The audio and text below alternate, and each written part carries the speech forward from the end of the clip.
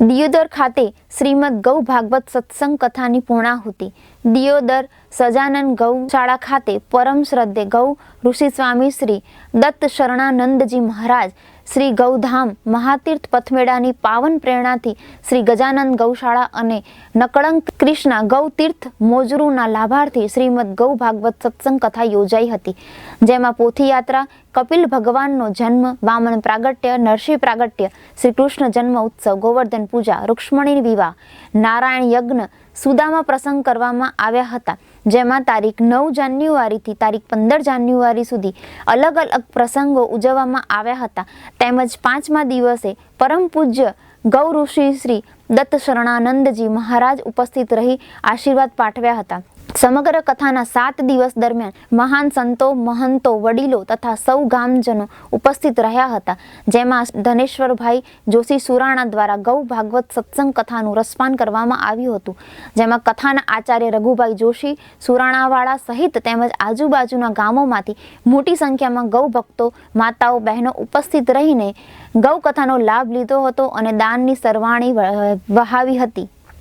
શું કહેશો બાપુ કથા વિશે? શ્રી સુરભ્યય નમઃ।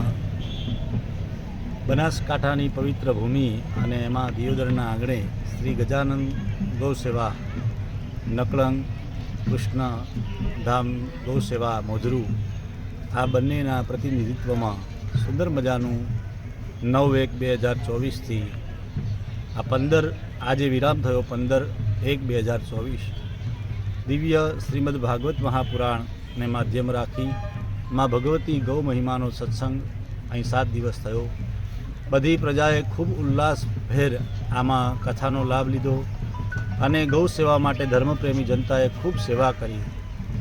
ભગવાન કૃષ્ણએ બતાવ્યું છે કે ભગવતી ગૌ માતાની સેવા એ આખા જગતની સેવા છે, કારણ કે ગૌ માતાની અંદર સર્વ દેવોનો વાસ છે।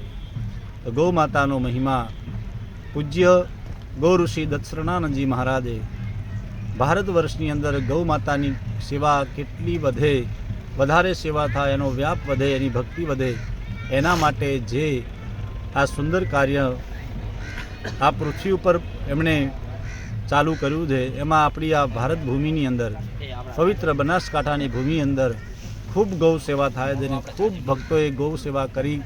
જે ભક્તોએ આ કાર્યમાં ખૂબ સહયોગ કર્યો એ બધાને ખૂબ ખૂબ સાધુવાદ અને એમના માટે ખૂબ ખૂબ મંગલ કામનાઓ। અસ્તુ। જય સિયારામ। तो व्हाट्सएप, ट्विटर, फेसबुक, इंस्टा जहाँ भी आपका अकाउंट है, इसे शेयर बटन के द्वारा वहाँ पर शेयर करें।